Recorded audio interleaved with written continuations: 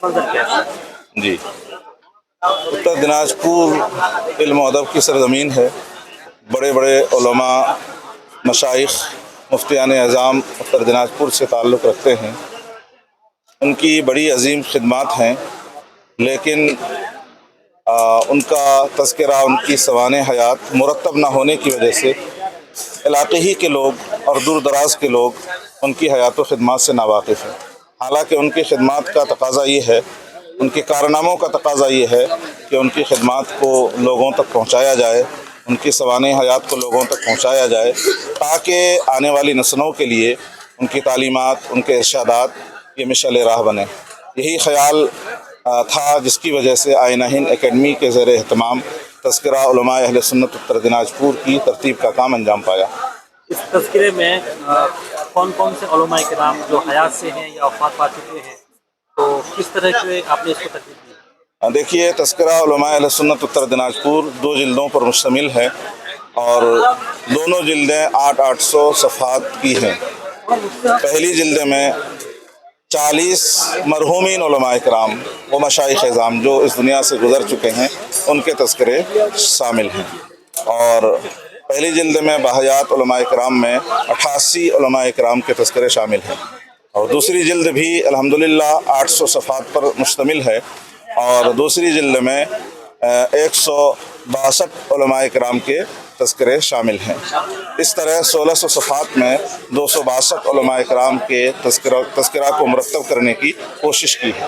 آئینہ ہند اکیڈمی کے ارکان، جس میں حضرت مولانا مفتی عارف حسین قادری مصباحی، حضرت مولانا شارف ضیاء رضوی مصباحی، مولانا سبحان رضا قادری مصباحی، مولانا مفتی ہاشمی غلام محمد ہاشمی اور یہ خادم، ہم 5 افراد نے مل کر یہ تذکرہ مرتب کیا ہے، اور خاص طور سے ترتیب کا کام یہ خادم محمد ساجد رضا مصباحی اور ہمارے رفیق محترم حضرت مفتی محمد عارف حسین مصباحی نے انجام دیا ہے۔ ترتیب کا کام اور تذکرہ نگاری کا کام ہم 5 افراد نے انجام دیا ہے۔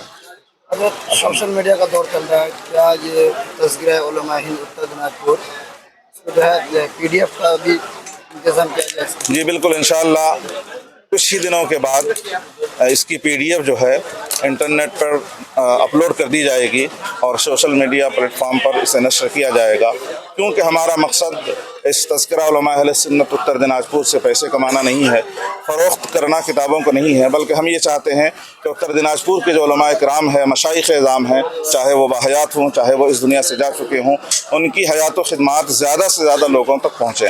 یہ سوشل میڈیا اور انٹرنیٹ کا زمانہ ہے، کسی بھی کتاب کو زیادہ سے زیادہ افراد تک پہنچانے کے لیے انٹرنیٹ پر اسے نشر کرنا ضروری ہے، اسی لیے ہماری اکیڈمی انشاءاللہ جلد ہی اسے انٹرنیٹ پر بھی نشر کرے گی، سوشل میڈیا کے مختلف پلیٹ فارم میں بھی اسے نشر کیا جائے گا۔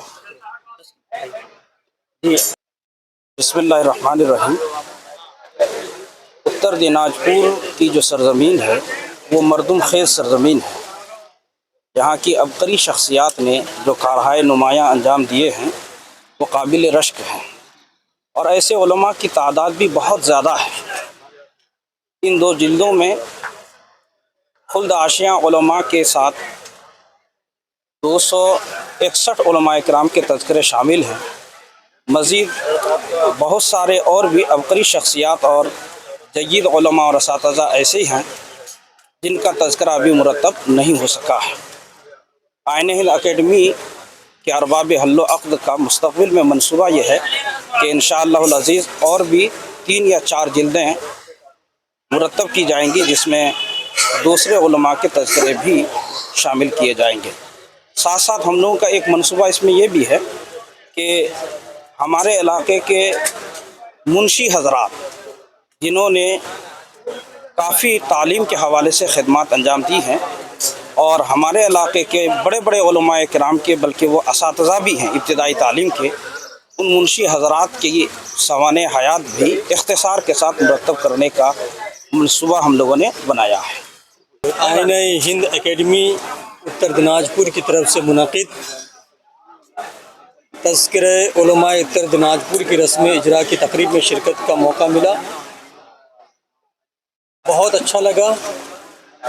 اس کتاب میں یہاں کے چند نوجوان علماء اور مفتیان کرام نے बहुत ही मेहनत और लगन के साथ ज़िला उत्तर दिनाजपुर के जितने उलमा और मशाइख हैं, जिनकी दीनी, मिली, समाजी और तालीमी और तदरीसी खिदमात नुमायाँ हैं, उनकी हालात ज़िंदगी को कलमबंद किया है।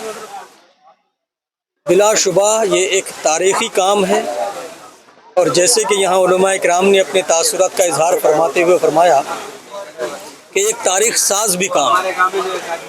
इससे जहाँ इस इलाके की मकामी तारीख़ को लिखने में मदद मिलेगी, वहीं इस इलाके के लोगों की इल्मी, फ़िक्री जो शनाख्त है और पहचान है, वो इस किताब के ज़रिए से न सिर्फ ये कि मुल्क बल्कि बैरून मुल्क में भी कायम होगी, वो बेहतर होगी, और लोग इस इलाके के उलमा इकराम की खिदमात से बाखबर होंगे।